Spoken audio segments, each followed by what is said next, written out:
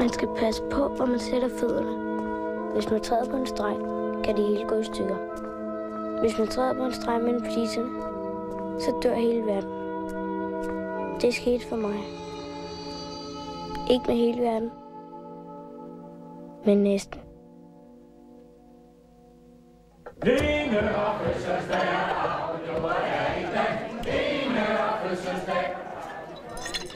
Hej, jeg hedder Andreas. Jeg kan godt lide Martini, og jeg er 9 år gammel.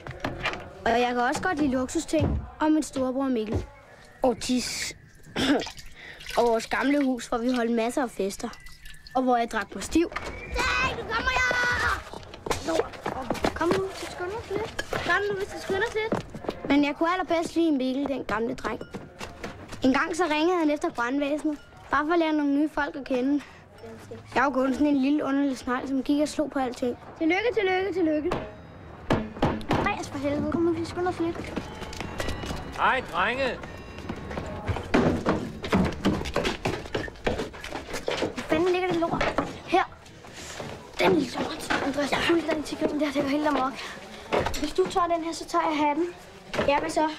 Så kommer vi ind og storm, og så bukker vi. Nej, vi bukker bagefter. Vi siger, mine damer og herrer, vi vil gerne vise jer noget, eller fortælle jer noget, og så er du i gang.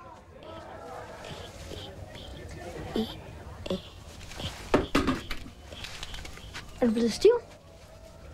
Ja, det tror jeg. Du er ikke syg, hva'? Nej, det tror jeg ikke. Godt. Så tag en tår til. Martini.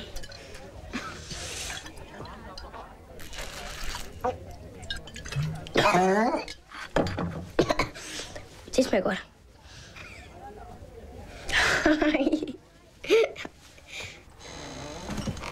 Du har altid vidst, hvornår der skulle siges fra. Og du har gjort det, uden at ryste på hånden. Der var engang i de glade fotomodel, en lidt tungnem fotograf, der måtte have besked med et par blade. Det fik han så. Sådan er det. Lene, din grimme kværn. Tillykke med dit nye liv. Og nu vil drengene, Mikkel og Andreas, opføre et show for jer. Giv dem en stor hånd. Det er mig, der har lavet dem.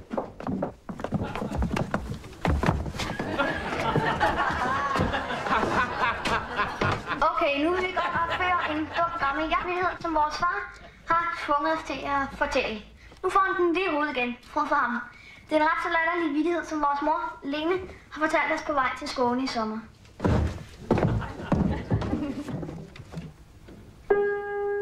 Kun rørekrydserne ved, ellers går det galt. Det er sådan nogle hyggelige mørksved skov, hvor der er elger.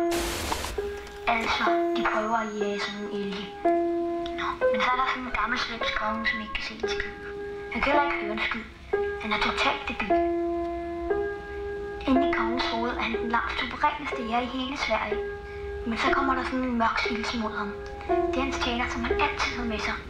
Så sigter kongen på ham, og så råber tjeneren. Så råber tjeneren. Skyd ikke, deres majestæt. Jeg er inde til alien. Bam! Au! Kongen skyder øjeblikkeligt og rammer en tjeneren i skulderen. Så siger tjeneren. Jamen, jeg sagde jo, jeg ikke var alien. Sagde du det? Siger kongen. Jeg synes, de sagde. De var en alien. Det var den.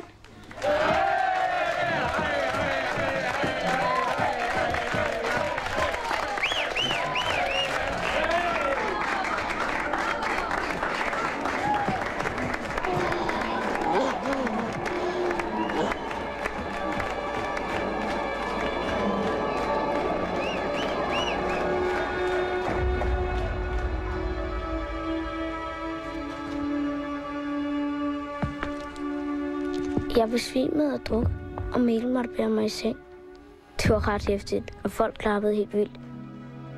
Det var mig og Mikkel sidste aften sammen.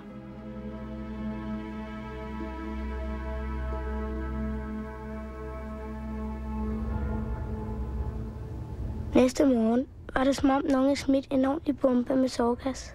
Ligesom under 2. verdenskrig.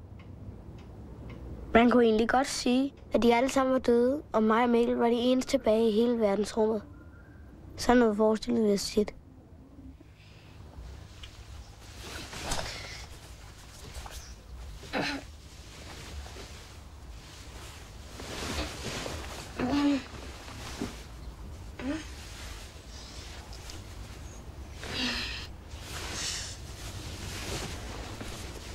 sovet i din seng. Din gamle dreng.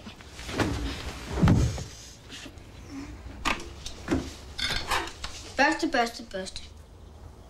Andreas, tænk hvis vi var i Hollywood. Så kunne vi gå og snakke sådan nogle megafoner hele tiden. Vi er faktisk i Hollywood.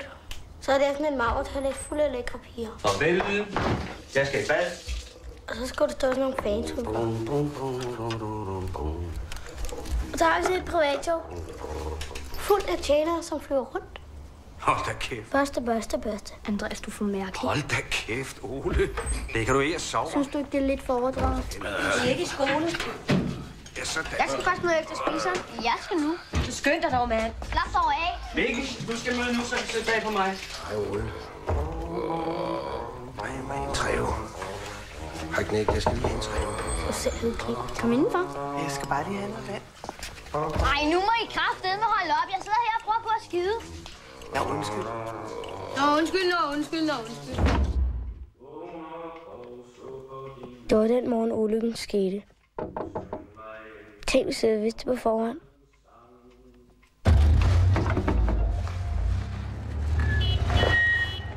Hold kæft, Ole. Det er sgu ligesom for 20 år siden. Shit, den er blevet for lille. Eller også dit hoved blevet alt for stort. Du bliver bare så tyk. Det er min. Hvor er min så? På skolen, jeg må bare godt køre kværn. Mogens, vi tager bilen. Nej, vi kører nu. 0. Vi ses i spiseren. Luk nu røven. Og luk nu røven. Pisse lort. Mogens, nøglerne.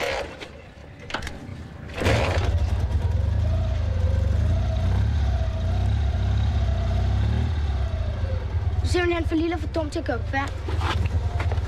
Nu har jeg skrevet med dig her. Hold nu kæft. Hej. Kom nu. Kør nu. Hej, piger. I røvhuller!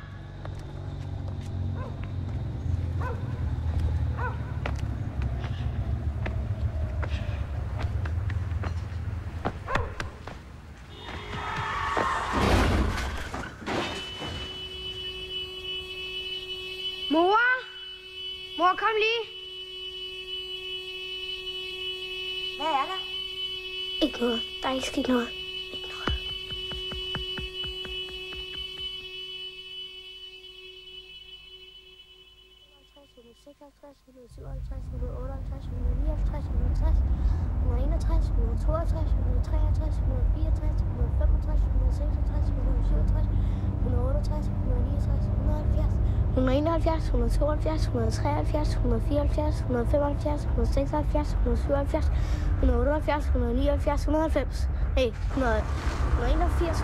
Pas lige på.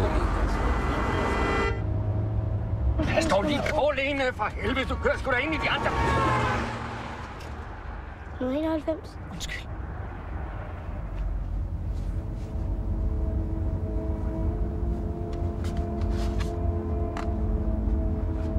Kalder. Foxtrot Charlie Radio. Melder. Mikkel er blevet dræbt i et trafikuheld. Og vi flytter på vores gamle hus.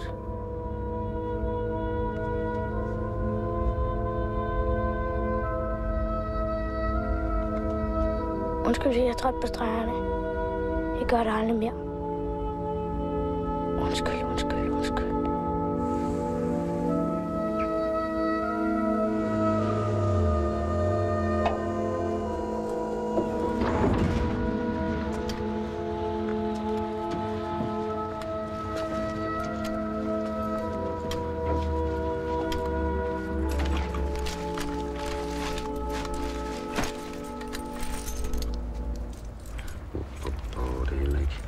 Kan du ikke lige fise om at smage en rude, Andreas?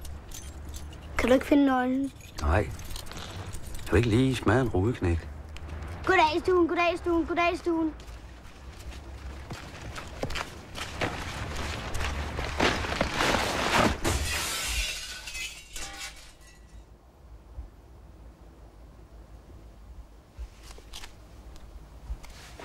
Du er en mærkelig dreng, det må jeg sige. Alle de rige og lande. Jeg har så lyst til at smage en rude. Og en Andreas, han bor her, så skal vi tage en til kroppen af her. Totalt nyt hus. Bimmelim. Hallo. En luksussuite. Yes, og her bor vi.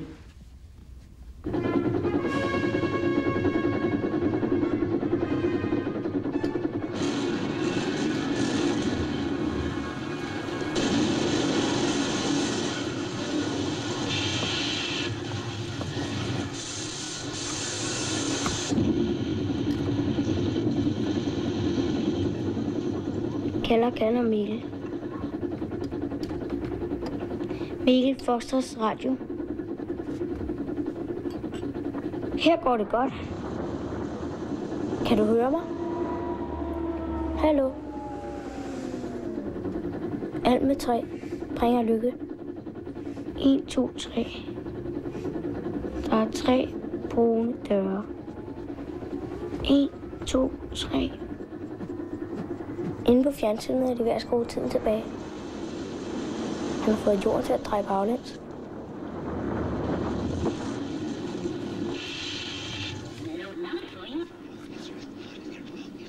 Vi skruer tiden tilbage, Mikkel. Så bliver vi kendt i hele verdensrummet. Så får vi en luksustjener, der løber baglæns. Vi får også en stor vandseng med nogle lækre piger i. Så laver vi et show for dem, der kommer op af jorden. Man skal gå baglæns, Mikkel. Så kommer man tilbage i tiden. Jeg er en alien.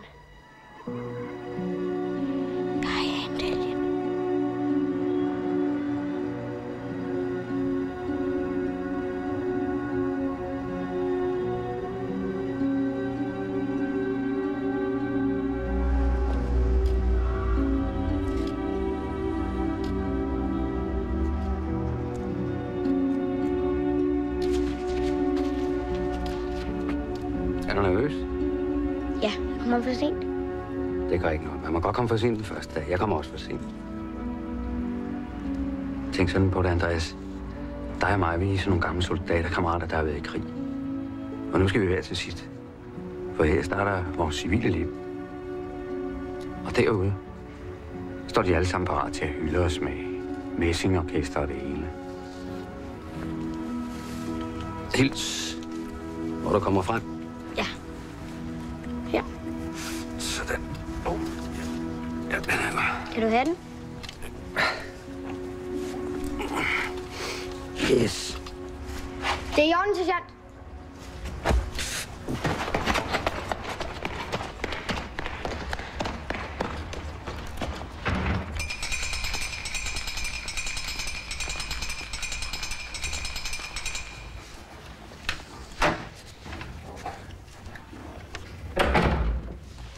Hej Andreas.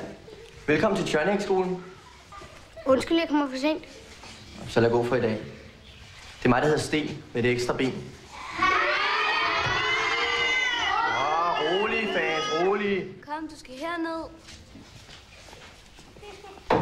Hej, hej.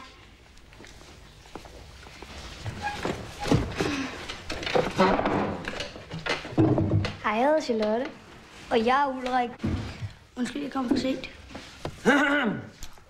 I morgen skal vi til det dybt alvorlige. Vi skal have en lille skriftprøve. Og det er en meget, meget, meget, meget svær opgave.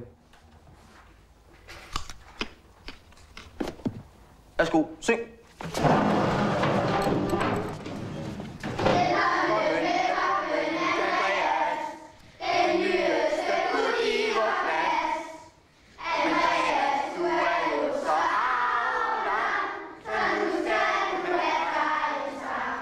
Kalder Mikkel. De synger for mig. Min lærer har 7 knapper på skjorten. Han dør nok snart. Pigen har under øjnene. Man må ikke kigge i dem for længe. Jeg skal nå hjem på 6 minutter. Ellers går det galt.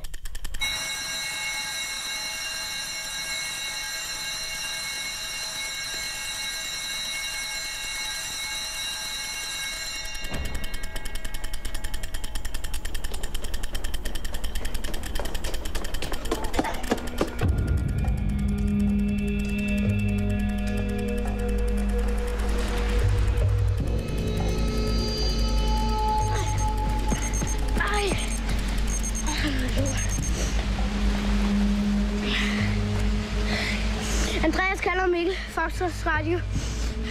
Jeg nåede ikke hjem før ude af bibet. Det er noget lort. Jeg tror, der kommer en bil. Jeg tæller det 100 herude på vejen. Det kan jeg godt nå.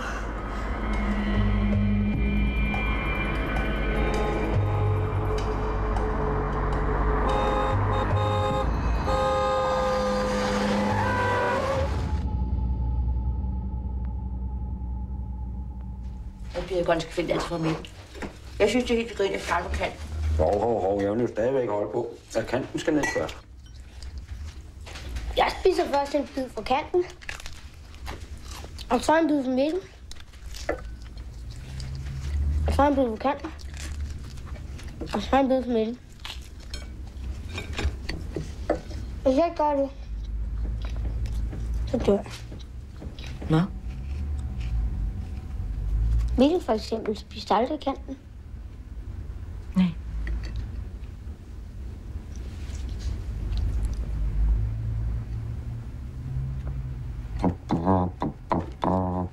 Velkommen, dit hoved i klassen.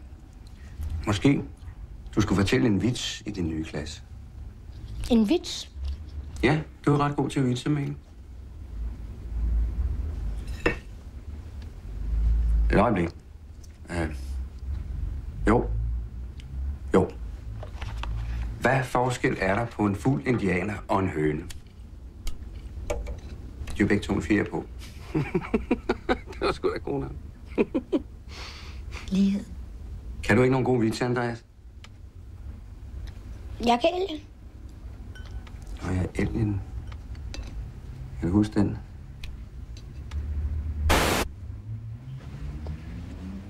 Nu vil vi gerne opføre en dum gammel vittighed, som vores far har tvunget os til at fortælle. Det er en ret latterlig vittighed, som vores mor, Lene, har fortalt os på vej til skolen i sommer. Du skulle aldrig have solgt det klaver, hva'? Det er sådan en uhyggelig mørk skov, hvor der er elgjagt. Altså, de prøver at jage sådan nogle elge. Nå, men så er der sådan en gammel svensk konge, som ikke kan se en skid. Han kan heller ikke høre en skid. Inde i sit eget hoved er kongens navn som ikke skid. De er i hele Sverige. Nå, men så kommer der sådan en mørk sort spise. Det er hans tjener, som han har med sig. Så sigter kongen på ham, og så råber tjeneren. Deres Majestat, jeg er ikke alien. Det var fordi, jeg var stiv. Bam! Kongen skyder øjeblikkeligt og rammer en tjeneren i skulderen. Au! Så siger tjeneren. Deres Majestat. Jamen, jeg sagde jo, jeg ikke var alien. Sagde de det? Siger kongen. Jeg synes, de sagde. De var en alien. Og aldrig kom igen. De skønne ungdomsdag. Åh ja, den tid så længe siden. Skogammel vind skal ren og gå. Og aldrig kom igen.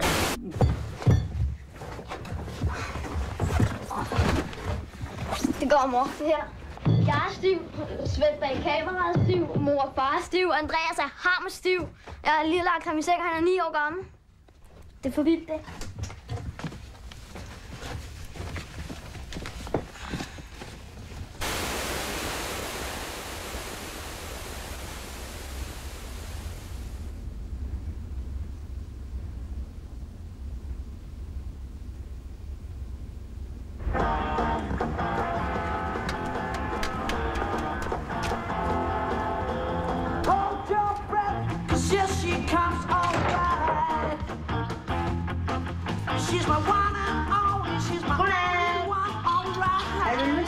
Et øjeblik. Bare spil den. Jeg skiller hele lortet af det. Det skider jeg på. Tak skal du have. Og det er en gammel nøgle. Den skal ikke sidde der. Den skal pille. Hold lige den her. Så. Hallo. Smager det godt? Skål med dig, du. Man sover godt. Vil du have den her? Så får jeg den. Tak skal du have.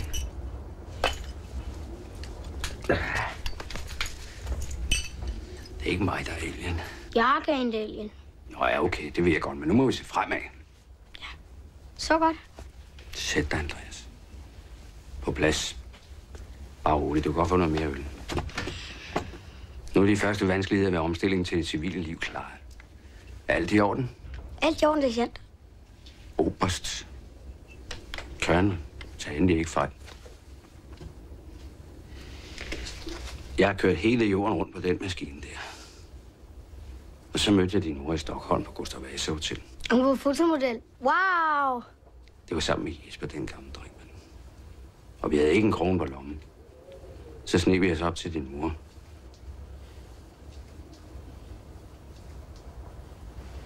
Kan jeg vide, hvor Jesper er? Jeg kunne sgu godt bruge en sludder med gamle hæver. Jamen, du kan bare skrue tiden tilbage. Gør alt din baglæns, så kommer du tilbage til... Mikkel, din gamle dreng. Jeg tror sgu, jeg er ved at være lidt fuld. Andreas. Jeg hedder Andreas. Du siger hele tiden Mikkel. Det går sgu ikke ret godt, Andreas.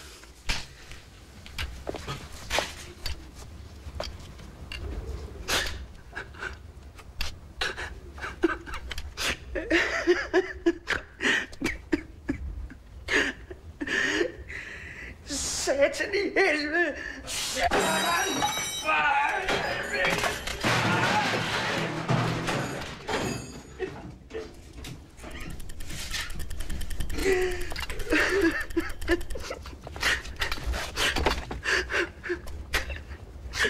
Alt i orden, Oberst? Alt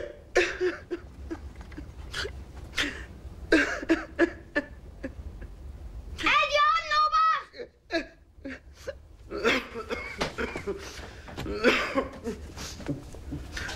Godmorgen. Jeg har ikke en øl med til dig.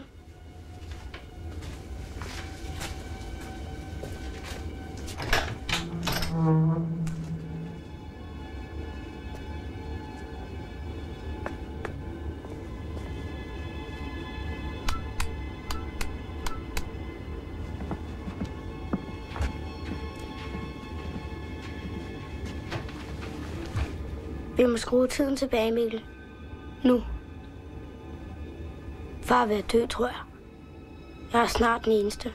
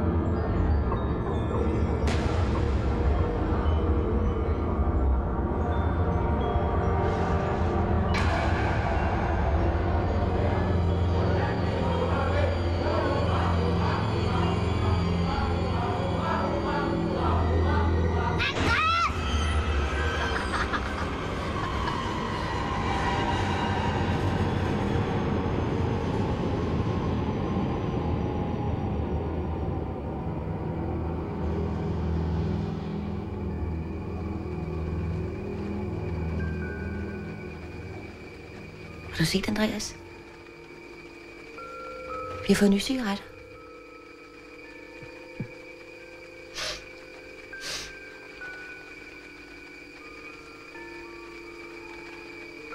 Jeg siger det kun, fordi jeg godt kan lide dig, Andreas. Mikkel? Mikkel? Jeg hedder ikke Mikkel. Jeg hedder King.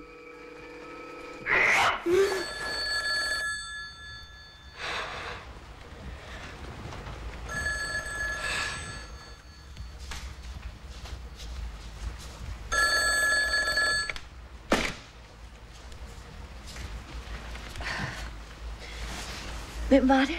Det ved jeg ikke. Du må ellers godt tage den. Man kan jo ikke bare lade sådan en telefon ringe, vel? Det er jo fuldstændig åndssvagt.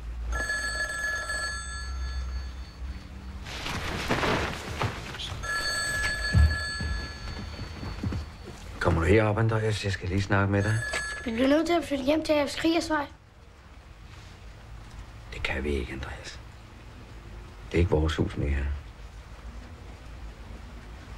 Nej, det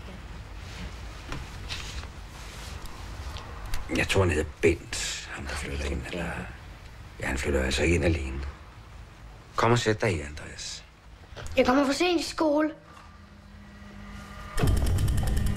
Mikkel, kalder Mikkel. Det går ikke så godt. Jeg har drømt om dig i nat.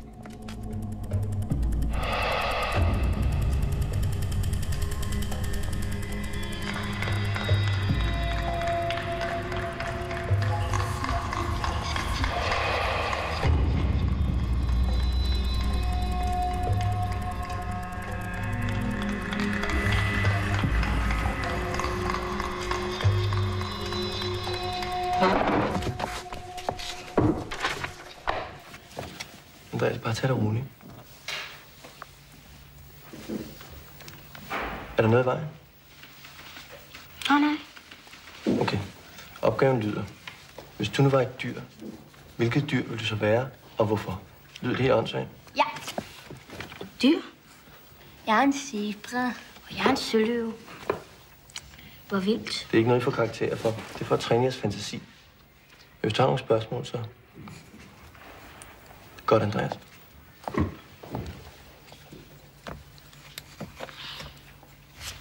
Kan låne en blyant?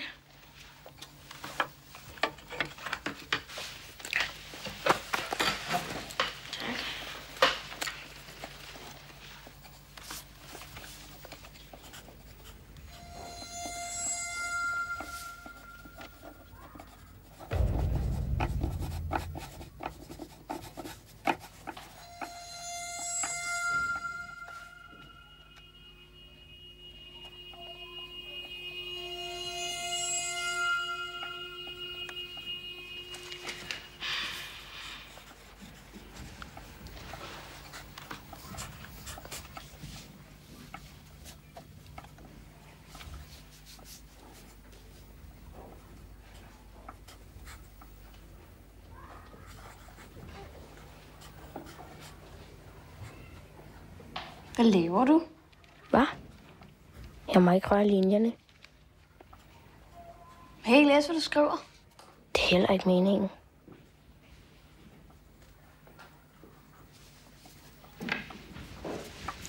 Hold da kæft. Hvad er du for et dyr? Det er ikke mig, der er alien. Jeg er ikke alien.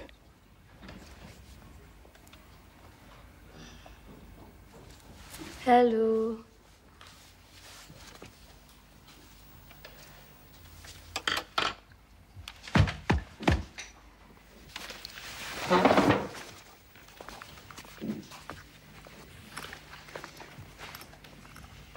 Hvor skal du hen? Undskyld, jeg ikke kommer for sent. Andreas? Andreas?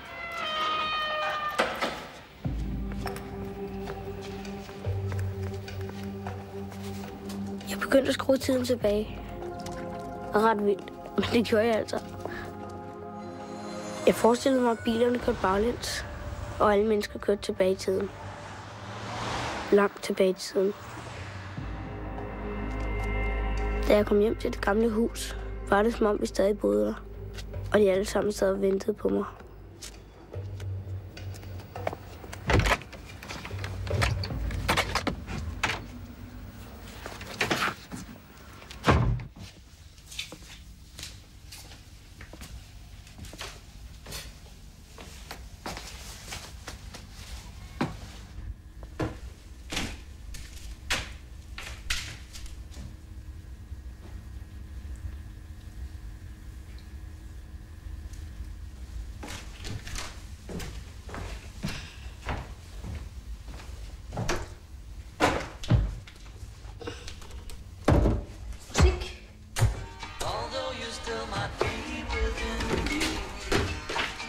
Hej så. Er det skolen min? Og far? Og mor? Nå. Mor, hvor ligger duen? I køleskabet. Okay.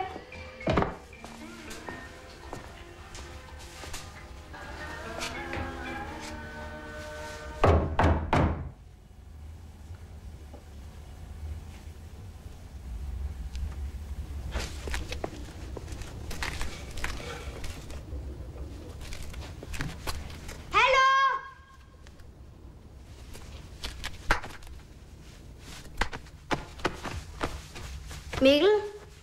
Eller far eller mor? Er der en af jer, der har noget ild? Okay, vi klarer os uden. Onkel Svend, gamle svinger. Skål, Birte og Knud. Nu vil Mikkel og jeg fortælle vitsen. Jeg er inde alien.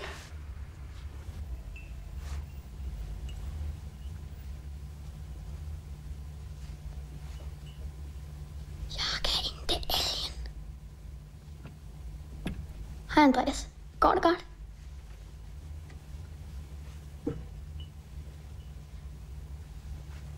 Gør du stadig det der med at...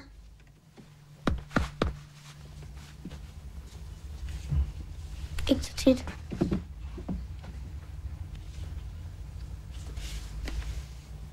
Jeg skal en tale.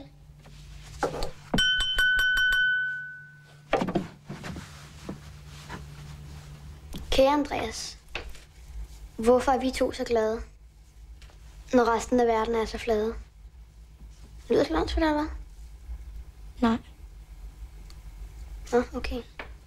Det er sgu ikke meget, man så til dig. Nu er du blevet en voksen mand, der går i byen og drikker sig stiv. Så kan vi gå i byen sammen, hvis du gider. Skål.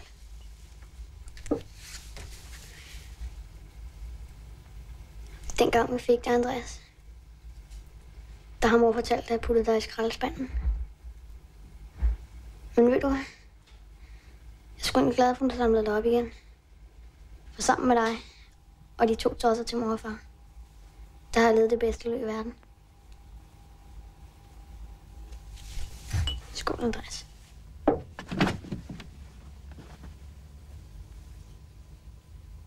Mikkel? Ja?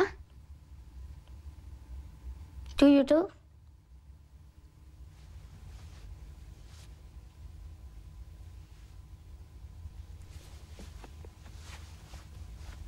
Ja, det er jeg vel. Din gamle dreng.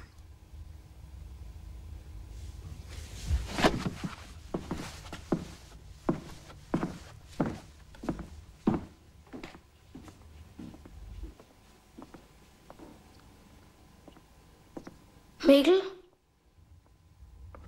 Mikkel?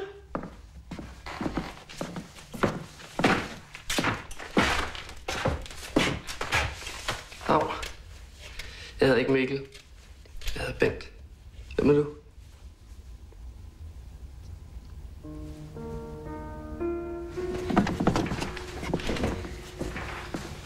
Nå, hej.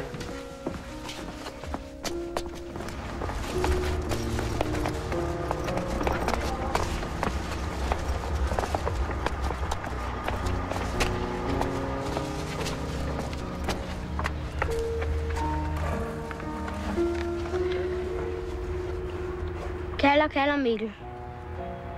Mikkel Foxtrots Radio. Tak for talen. Den var god. Vi ses nok ikke igen.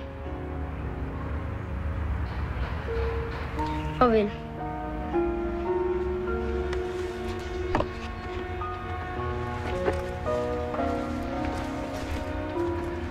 Nu er det efterhånden ret lang tid siden Mikkel døde.